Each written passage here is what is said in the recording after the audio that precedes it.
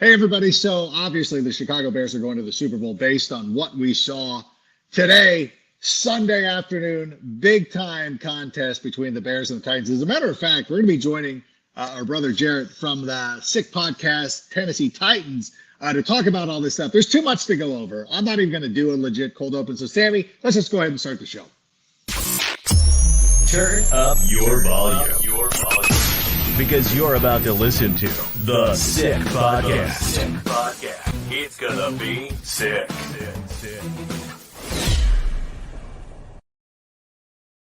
It's Saturday. You know what that means. It is time for, It's time for preseason football. And joining us from the Sick Podcast, Tennessee Titans, it's Jarett. And I want to come in. I want to sit here and love up both of our teams because I thought what I saw today, especially from you guys, from that first drive especially, you got to be encouraged. Now, I've been somebody who did not think very highly of the Titans coming into the season, but I got to be honest, that first drive, you had it going on. Malik Willis looked better than he did all year. What did you think? First of all, coming into this, I just want to apologize. I tweeted at you this morning as a little sarcastic thing saying... Did I miss it? Oh, my God. I was too busy arguing with all the Kirk Cousins fans. Yeah, you may have missed it, but yeah, I just want to apologize. You're right. I'm wrong. You're very good looking. I am not. You're very intelligent. I am not so smart. So congrats to the Bears on their first preseason win. But going into it, I wrote some notes down because I wasn't really home, but I watched all the game. Play action. We didn't see a lot of it on Todd Downing's offense last year. It was so vanilla, but Tim Kelly automatically coming in first play of the game. Play action. He hits, I think it was Chris Moore across the middle. So that's very encouraging. Another one, Tajay Spears. The rookie coming in looks very explosive. He's going to be a great complement into this backfield with Derrick Henry. I don't see Hassan Haskins really surviving in that because Julius Chestnut late, as we're still watching the game over here, late in the game, looked really good. But listen, the wide receivers are there. We didn't have Burks and Chig and anybody out there, but Chris Moore and Malik Willis and Will Levis at some times he really didn't look that great in the game. Rookie starts, but all in all, very, very, very happy after the first preseason game. One of the things that impressed me was that the offensive line of the Tennessee Titans, and I guess this is a concern for the Bears in that first series, the Bears defensive line wasn't getting much push and was actually getting pushed back down the field, which is why we saw Tajay Sharp being able to be very effective running the football. The first play of the game was a busted coverage for the Bears, but still, when a team busts coverage, you got to go out there and make the throw. I mean, you can't dismiss that kind of thing. Although I will say that the Kyler Gordon jarring that ball loose, that was closer to a fumble than the one that they challenged that wasn't a fumble. And I don't know. I like that the coaches challenge early in the preseason games just to kind of show the players, like, I got your back. But, like, what does it really matter? Like, coach, like, let them play. Like, it doesn't matter. Like, go out there and play. But I was impressed. But I do want to say, because I'm going to ask you a lot of questions about the Bears because I'm selfish. But I do want to give credit to the Tennessee Titans for the way that they executed coming out of that thing. 7 plays, 75 yards, seamless. For the Bears, a lot of the problems they had last season was stopping teams on third down, and that kind of showed itself again. And there's some guys missing, but still, you play with the players who are out there on the field. I thought Tennessee was doing a pretty good job. And like you said, without your big name wide receivers still having the ability to move the football, that's a huge compliment to you and your team. And I feel like I'm going to have to owe you guys a couple of visits. I think you're probably going to end up winning more games than I gave you credit for initially. It's all good, but real quick before we move on to the Bears and everything, just to reiterate on Malik Willis's development, it's a night and day thing for me because I hated on Malik Willis last year. I love the person, I love him, but he was so raw coming out of Liberty last year, and especially with Todd Downing not developing him as much. With Charles London now as the quarterbacks coach and Tim Kelly, it looks like he's taken that next couple steps now into this offense. And I'll be all the guys, Vinny and Sal, will probably be like, "Oh my God, I can't believe this guy's saying this right now," but it's the God's honest truth. I can actually see him being the number 2 behind Ryan Tannehill as of now versus Will Levis, because Will Levis, he was sharp a little bit, but it looked like he tried fitting balls into tight windows, overthrowing, and he didn't feel the pressure when he was rolling. He a couple of guys, Tajay Gibson, another one. We'll get to him. He had a hell of a day for you guys. When he was rolling, he was still looking down the field instead of just running and trusting his feet like he did in Kentucky. But the quarterback play, it's going to be there next year for the Tennessee Titans, I think, after Ryan Tannehill's departure, hopefully. Yeah, I know. I think that, when Malik Willis was coming out of college, and a lot of people not dismiss him, but they will be like, well, he's from Liberty and everything. Like he was an SEC recruit. I mean, he went to Auburn before he went back. And you see this. I mean, Joe Flacco famously did this too, where he got chased out of where was it, Pittsburgh, ended up at Delaware State, goes on to be a pretty credible NFL quarterback, wins a Super Bowl. I don't think that that's anything to sneeze at. And so I think Malik Willis, I don't know, if I was the Tennessee Titans, because I wasn't a big Will Levis fan coming out of Kentucky, I'm like, I might have pocketed that one and gone after somebody else and said, maybe we'll wait another year before we want to address the quarterback position. But you know what? You do have some promising futures there. So I think that's going to be good for you guys moving forwards. And speaking of quarterbacks, Justin Fields, I mean, I don't know. He was perfect, threw for 130 yards, pair of touchdowns. I don't know what more you would want out of him. Let me just ask you that. Now, obviously, I'm not obtuse. Okay, I'm not ridiculous. I know that all three passes were screen passes. I mean, he dumped one off the Kari Blasen game, and that might have been ahead of the line of scrimmage, but still. But at the same time, our quarterback goes out there and executes, and if he doesn't complete those passes, he's getting smoked on the internet, whatever it is. What did you make of it? Like, as somebody who's impartial, I'm obviously going to be very biased about this. What did you think? Now, you might be upset because you're like, God damn, can somebody stop DJ Moore or Khalil Herbert? But what did you think of it? What did you think of the way that the Bears offense played for the limited time that you saw the first teamers out there? Coming into it, this year, especially, with fantasy coming in there, I love Justin Fields, especially what you guys brought into him and surrounded him with weapons this year. So when I initially first saw that screen pass and then the next screen pass go for a touchdown, Mike Vrabel's going to kill these guys on Monday for the film, because talking about breakdowns and everything like that, Justin Fields finally has weapons to actually be a top 5 fantasy and possibly a top 10, 5 to 10 quarterback in this league this year, I believe. He makes plays. He makes the people around him so much better. I loved him at Ohio State. It's just 2 screenplays. 2 touchdowns. What are you going to do? But Justin Fields definitely is going to have a monster year, I believe, this year. Yeah, it's one of the things that I would even say that the screen game is something that the Bears need to improve on. I mean, at the end of last season, they were running it a lot because I think that Luke Getsy really wants him to hone that in. They're pretty comfortable with him as a deep ball passer. I think that was his bread and butter. You go back to his time at Ohio State, he can throw the ball deep, and it is going to be an element of his game. And it's not like you're playing Madden against your kid or something and you run him out of bounds or whatever. It's like, you should go to the end zone. And I'm sorry that Justin's time was limited to those plays, but that's it. You're just going to play a couple of series. You don't want him out there for an extended period of time, especially when you have 4 quarterbacks who need to get into the game. I thought at some point Jim Miller, who was doing the broadcast, they were showing the Bears broadcast on NFL Network. I'm like, is Jim Miller going to get down there and throw some balls and see what happens? Because everybody's getting a shot today. And so you can only do it. And like you said, we already know that Justin Fields can run. So that element's not going away. If he can add this part of his game and with the weapons that are taking these short dump offs, like you should be more, not you, but I mean like the collective you in the world should be more concerned about that. You shouldn't be. I mean, I guess you got to like cope with it by trying to diminish, like, well, it was behind him, or it was this or that, or they almost okay, well, he didn't drop it. He caught it and he kept going.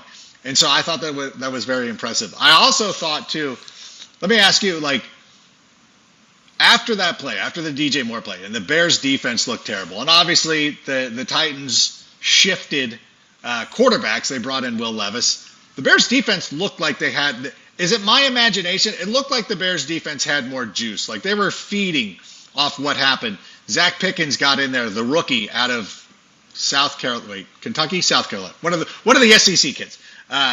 Kentucky, but whatever. He goes in there, has a huge sack. I don't know. It felt like the Bears' demeanor changed after that DJ Moore. Is that me just being a fan, or did you kind of notice that as well? No, I kind of noticed that as well, because you guys lacked that last year. Now you have that explosive wide receiver that's going to be with you guys for the rest of the year, and especially that gives him weapons to be Justin Fields like he was at Ohio State. I'm telling you, I do believe I have you guys picked almost second in the division with the Lions. It's going to be a shootout, but I do believe you guys are going to make the playoffs this year because I think you guys have a really good team, especially what you did on offense, especially signing Ndakwe. What was it, last week or this week? Oh, yes. No, August 5th or something like that. Just recently. So, it's been recent. Yeah, you guys made a ton of moves. And the biggest thing is surrounding Justin Fields with talent, especially not him using his legs like he did so much last year because plays broke down because the wide receivers and everything. He has weapons now to be that person. I've been saying it, this whole podcast, and I've been saying it to my buddies for fantasy leagues that we're having on Friday, and I had a fantasy draft on Wednesday. So I'm in love with Justin Fields, and I really think you guys have the star of the making this year. So you guys are gonna. I watch you guys all the time on NFL fantasy and everything. Justin Fields is going to be it for this year. And just to let everybody know that NFL Fantasy Live is returning Monday. I think our show is 6:30 Eastern, but it'll be a half-hour show, and it's going to be a lot of fun. Oh, this first show. Speaking of NFL Network, real quick, did you notice on your TV how I had the Titans as orange and the Bears as blue? That really pissed me off. What's going on with production over there? I think you need to work the leading in your TV. I don't think I didn't notice that, but then again, I'm not looking at that. So I notice all those slights as well, where it's like, well, there you go. Like I would notice that too. I'll go back and check it out as I'm watching it on Game Pass or NFL Plus or whatever we're calling it now. But just to go back, NFL Fantasy Live returns Monday. So, and it's going to be a great lineup on Monday. The first show is going to be Kimmy Chex, Cynthia Freeland, and me. So it's going to be an all-timer. So I hope that everybody's watching and getting ready. Speaking of which, Khalil Herbert, a lot of people had been asking me, who is going to be the running back who emerges? And we saw Khalil Herbert get some reps. Goodness gracious, he looked pretty good. What were your impressions? It's hard to just give him the job and be like, this is going to be the guy. But I was very impressed with the way he moved, especially on that touchdown run, especially the way he finished it. I thought that was one of the most impressive things. He's a guy trying to vie for a spot. Who's your running back? You lost who's the? We got Khalil Herbert. Yeah, David Montgomery goes to the Detroit Montgomery Lions. Went to the Lions. But they brought in Deontay Foreman and Roschon Johnson, who we saw in the second half, was getting a little bit of run there. I think that he's somebody. A lot of people love him, especially in dynasty leagues. Like Roschon Johnson is a hot name that goes early in the second round in a lot of dynasty leagues. But I thought that Khalil Herbert kind of established himself like this should be the guy that we draft. Yeah, especially behind Justin Fields again. As I talk, I think it's gonna be a great compliment to him. And listen, he's vying for that starting role, and I think he proved it. Behind a great screen pass that went 60 yards, the finish of the goal line. He did pretty well. I'm not gonna lie. And some other guys who performed pretty well today were a lot of the rookies. Tajay Gibson. I'm gonna say. I want to ask you about Tajay Gibson, man. He's been all over the field. Well, this is a guy too. Like last year, we had high expectations for him. Now, certainly when the Bears traded away guys like Roquan Smith during the season, Khalil Mack, Robert Quinn, you diminish your defensive line, and they bring in Dom Robinson, who was a college quarterback at one point, or a high school quarterback that was learning to play defense. Gibson was somebody who we had expected to step up, didn't quite make that leap, but on Saturday looked like somebody, because he was actually third on the depth chart. When the Bears released their unofficial depth chart this week, we talked about it on the Tuesday, Take It to the Rank, that Gibson was third. And there's a lot of, you don't want to overreact to these preseason depth charts because there's a lot of monkey business going around, but it certainly felt like a message was delivered. He had to be annoying for you to watch him. Like anybody block, like he's one of those guys. That's what you want from a player like that. Your whole front. We gave up 8 sacks. Once our offensive line, our starters per se in the preseason, I like Jalen Duncan, all the other guys that are vying for spots, who I was very high on. Daniel Jeremiah was very high on. He got exposed, in my opinion, by Gibson a couple times. So letting up 8 sacks for the Titans for their back end starters and guys trying to make the roster is not very good. So, yeah, especially with the depth positions, you don't want any letdowns, and you don't want anything. Especially what happened to our offensive line last year. Yeah, the Bears, going through offensive line issues as well for the last number of years. It looks like Darnell Wright looked pretty good. We could debate whether Braxton Jones had a push in the back on DJ Moore's. Listen, did he or didn't he? I understand how you would feel that way. Again, it's a preseason game. I think that there was a lot of like, we'll see what happens. Like, I felt his momentum was going, and Braxton Jones just suggested to him that he should fall down. That is my interpretation of everything that happened. But at the same time, you can't deny like DJ Moore's speed. But one of the things that I was the most encouraged about with the Chicago Bears is, last year they found Braxton Jones in the 5th round. This year, they traded down from 1 to 9. You pick up DJ Moore. Darnell Wright looked really good. Zach Pickens looked good. Even the kid, Travis Bell out of Kennesaw State, looked really good. Got a sack there at the end. Tyreek Stevenson played very well, breaking up some passes. There was a possible interception that, you would have liked for him to make, but still break up the pass first. If you get an interception, great. But you got to stop the guy from catching it. That is the most important thing. One of the things I noticed, too, was that Justin Fields was one of the first guys there. Like, Justin Fields is on the sideline watching the play. He's not sitting on the bench. I don't know if you picked up on that, but I kind of love that kind of stuff. And I thought the camaraderie of the Bears, and again, as a fan, I just felt a little bit different on it. I felt, too, with the Titans after that first drive. I thought your team, like chemistry-wise, looked like it was pretty good. But ultimately, how do you feel? I'll ask you, how do you feel, score notwithstanding? What did you think about the Titans overall? How do you feel if you're going to put a button on what you saw today for Tennessee? Very encouraging with the offense, especially the first drive and a couple, with Malik Willis. Like I said, Malik Willis surprised the hell out of me today. It's the way he commanded the huddle. I think before we came on, I think he was 15 of 21 for 166 yards and an interception. Really good. So that interception, you could throw that away because it was high off of Wiley's hand. It got picked. It should have. That was not his fault. That was not. Yeah, it was not his fault. But like I said, he surprised the hell out of me. And for him to command the huddle like he struggled so much last year is such a big difference this year. So going into this, if Ryan Tannehill does leave next year and it comes down to Malik Willis and Will Levis. And the way he played today, I actually feel comfortable with him going forward next year because there's a couple guys on the podcast, Alan, Vinny, and the guys on Twitter, how you guys feed off of Twitter or X, how we call it today, that say why don't we trade him to Arizona because Arizona looks like a crapshoot over there and get a draft pick for him. I say no because with the quarterback, you can dress a quarterback now and it doesn't count against a 53-man roster. Keep him. And we had Jim Wyatt on, our senior writer for the Titans last week, and he said the same thing. He has no money tied to a contract. Keep him and develop him to continue to develop him and Will Levis. So I mean, offensively, the sky's the limit for this team. I said it to you last time you were on this podcast, especially with Tim Kelly and Charles London developing these guys. Now we got Nuke and Traylon Burks and Chig and Henry and Spears. That's a lethal bunch right there going into this season. So that 4 wins that predicted us at the beginning of the year, I think it's going to go up a little bit to double digits. That is that's going to blow up by week 8, and I'll be returning a visit. And exactly. It's fine. But I mean, you guys did not have DeAndre Hopkins when I made those predictions. Yeah, and I think that what we saw, and not to bring the Indianapolis Colts into this, but what little I've seen of the Colts game so far is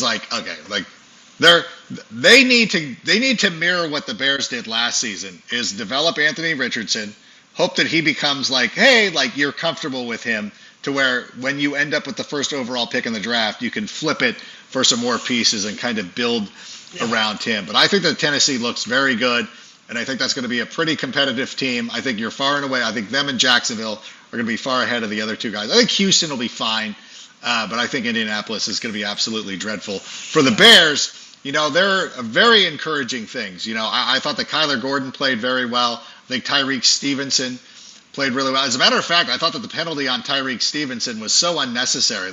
How was that unnecessary roughness? It was an unnecessary flag.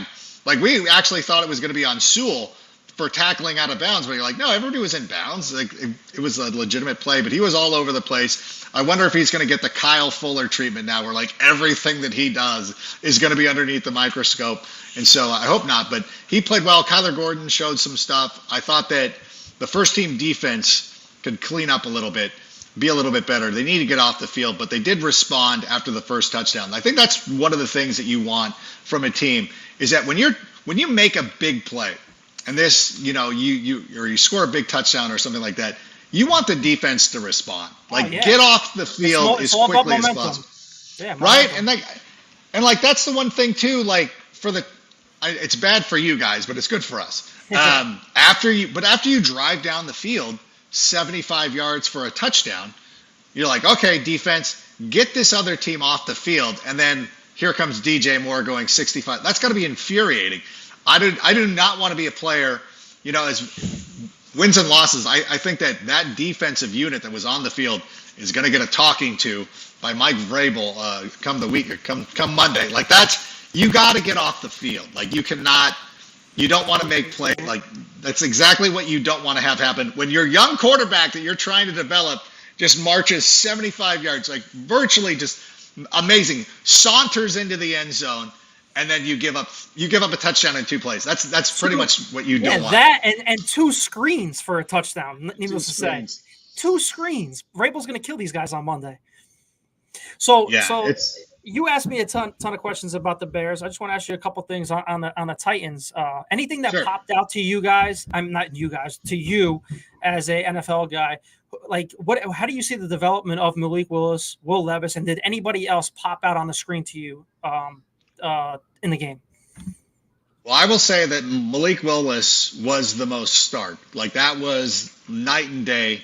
Kind of what I expected from him last year. I really did think that he was going to hit the ground running a little bit more because I think that even though you go and play at a university like Liberty, you're playing football.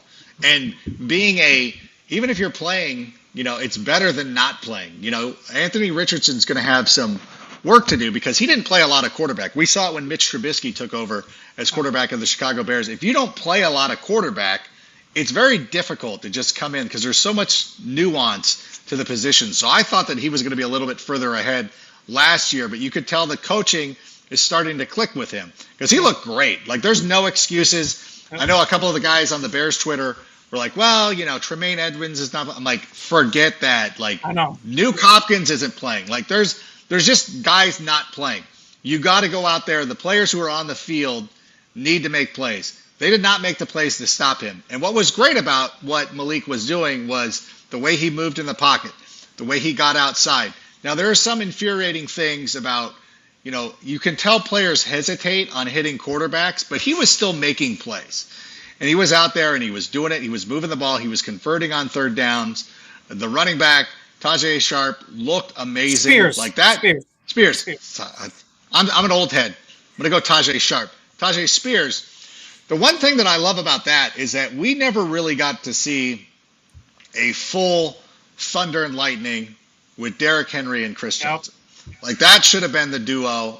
We should have gotten that for a longer run. It's like the Sex Pistols. We only got one album out of them when we should have gotten multiple. Like Guns N' Roses. Like it's a shame that we didn't get a full complement of Guns N' Roses. I think that with Spears and Derrick Henry, and I think that Derrick Henry is a different human being that regardless of his age, like no, that guy's generational. Yeah, 100%. I think that to me, that was the most worrisome. Is there like, goodness gracious, like that is going to be very difficult to defend. And now that I've gotten a chance to see it, if I was redoing the predictions, I would obviously change my Titans predictions. I'm going to be memed again. I'm not going to be able to go to Nashville, and that's fine. I'm expecting it, and I will wear it. You can come with us. It's all good. You're on our team. There it is, yeah. I even told somebody who there was some Tennessee blogger who I even messaged on IG. I said, listen, I'm not going to do this for every fan base, but because I'm friends with you guys, I'm like, I will pay my comeuppance to the Titans because I'm already convinced like that one's going to miss. I know the Commanders fans are convinced or think that their team's good. It's like, no. You guys already hate Eric Bieniemy. You're not good. My thing, though, is offensively, they're going to be very good. And the line, I thought the line played very well. I thought the line played incredible, pushing the ball, pushing the Bears defense down the field. I thought that Spears was making guys miss, and the tackling has improved. I mean, the Bears in training camp have done a great job, and the defense has been chirping the whole year. They're really feeling themselves. But now they got to look at some of those missed tackles, and I don't think that was being lazy or anything like that. Like Spears was making them miss. So they got some things, but I thought that you give credit to Tennessee for going out there and executing the plays. making the plays. And again, whenever somebody, and I hate this too, like, well, it was a busted coverage, like, you still got to make that throw. Yeah. You know, Willis still needs to make the throw, and he's got to make it catchable because the Bears scored a couple of touchdowns last year on defensive breakdowns. So you do that. Defensively, which is where I have a little bit of concern for the Tennessee Titans is, and this is what Mike Vrabel is going to address come Monday or even tomorrow morning, is that you cannot allow two players, and I don't care how great they are, and as much as I love it as a Bears fan, you got to clean that up. And thankfully, it's the first week of the preseason. It's not the end of the world. But that is going to be something that, and maybe it's better off that you find out about it now, that you can address it now, that you get that cleaned up. That can be a problem because, you know, still good enough to be competitive in the AFC South. But for a team, if you have aspirations of competing with some of those good teams in the AFC, you cannot go into Kansas City or Cincinnati and play defense that way and expect to be successful. So that would be my one thing that I think they need to work on. And I didn't like that your kicker missed. Oh, Cairo Santos. One of them Cairo Santos was out there drilling it. But that's your, I know the kicker was wearing number 40. He's caught then? We have two kickers vying for a spot, Shudak and the rookie from Texas Tech, Wolf. Shudak hit and Wolf missed. Wolf missed. He pushed it. Yeah, he pushed it to the right. Yep. So, I mean, that was a big thing. We asked Jim Wyatt last week, and we've been talking about it, since March. Kickers are people, too. We say, just like Rich Esiason says the same thing. Yeah. Do we keep these rookies for light contracts, or do we go out at the end of the preseason and sign a Robbie Gould off the street? He has San Francisco ties with Rank and Jarett. Who knows? But kickers have been killing us every single year since Rob Baronis, rest in peace to Rob Baronis, left our team last year. Who was it last year?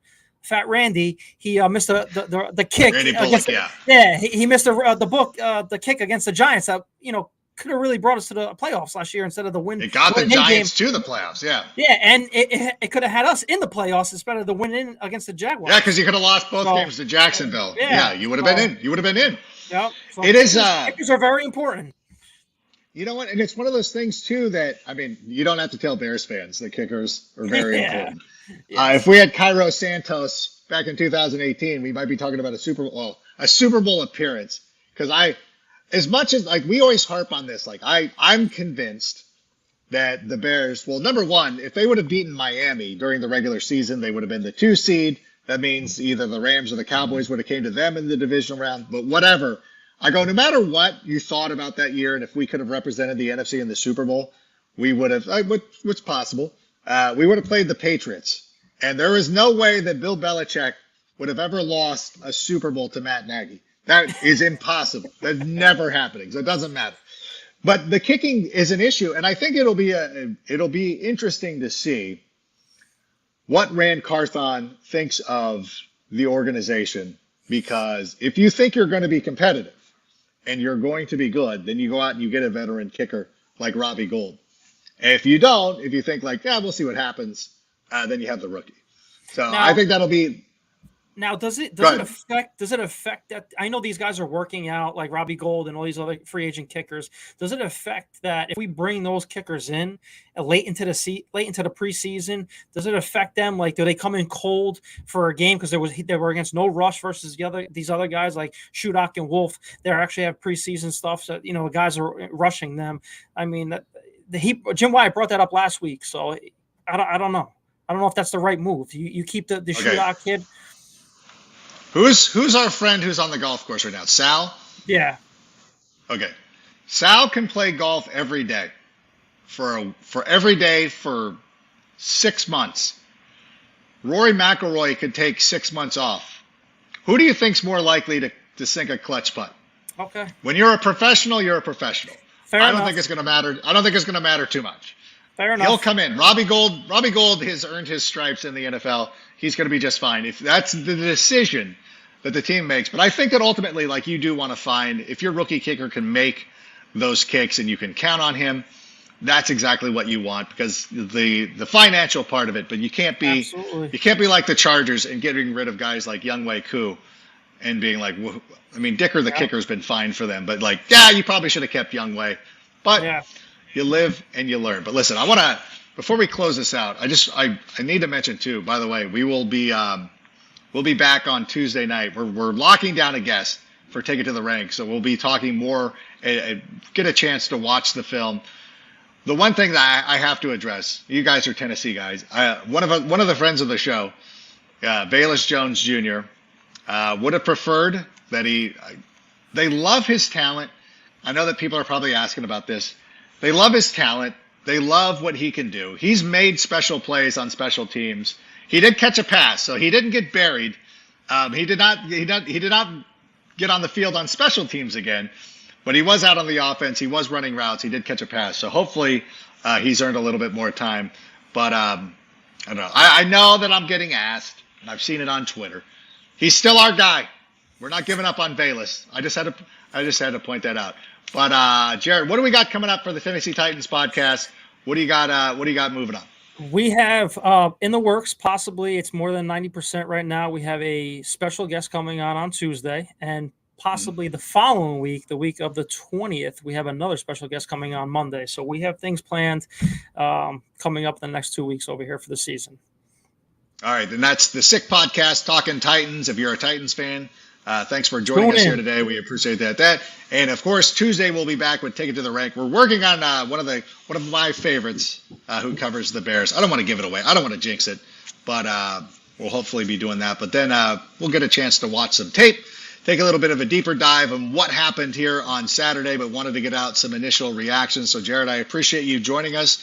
Sal's done forever. Like, listen, there's a golf course. I'm looking at a golf course right here. And then what's behind you?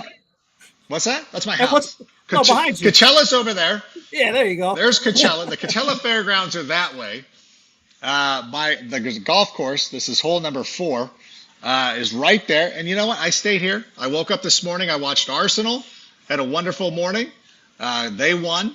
The Bears won. This has been a great day. I think I'm going to go thrifting now. I'm going to go try to find some more vintage polo shirts. And then later on I'll watch some tape, and then we'll get you ready for Take It to the Rank on Tuesday night.